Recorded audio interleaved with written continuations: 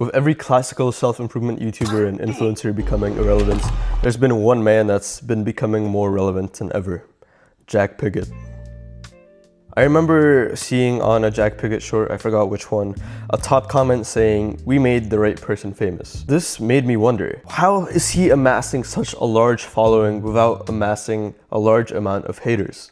I made this video because I respect Jak and what he did a ton, and I don't want this just to seem like I'm glazing him the whole time, but I do want to acknowledge the good things that he did when it comes to YouTube. So to get straight into it, Jak Piggott is the king of storytelling. Here's a prime example. Jak Piggott's most popular video. Over 6 million views and it's 18 minutes long and it's just one story. There are no fancy edits, there are no Mr. Beast challenges, and it's not like the title and thumbnail were clickbait anyway, it's like literally says my story. So people saw story and they clicked. The reason for that is, at least for me personally, stories have always been the thing that captivate my attention the most. When I played video games, I wasn't nearly as captivated as when I was reading a book, because books are the prime examples of stories. And if I was captivated by a video game, it's because the video game had a really good story. You ever wonder why all of those Minecraft lore videos were so popular? It's because people want to know that there's a story behind what they're playing, what they're doing. People love stories because they never know how they will end. There's a constant anticipation. And if you want to get philosophical, I guess you could say it's a break from the everyday monotony of life. So, stories are king. The second thing that Jak does is that he doesn't preach anything.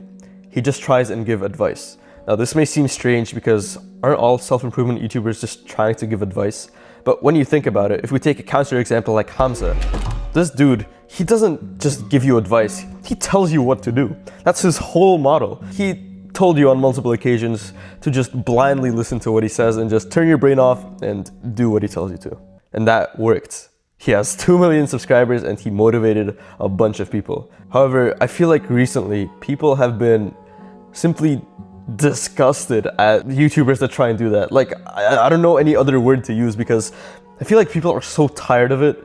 Because when Tate came in on the scene, so many people started copying him, and that's basically like the same model as Hamza, right? He just tells you what to do. And because so many people started copying him, so many people that frankly didn't deserve to copy him because they didn't have nearly the same success as him, so they didn't have nearly the same credibility as him. I said, well, what color is your brigade?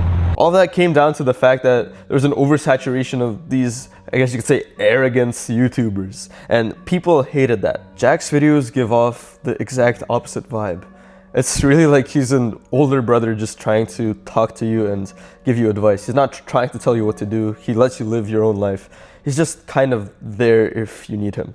And this is genius because there's really nothing to hate on.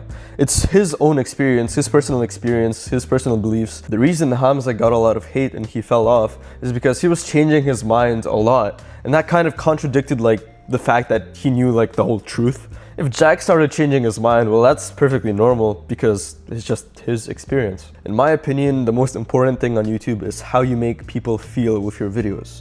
If you give the most life-changing advice ever, but your video leaves the viewer feeling kind of like upset or just like annoyed at you because they think you're this arrogant prick, well, that advice won't be nearly as valuable because the person won't act on it because he doesn't like you.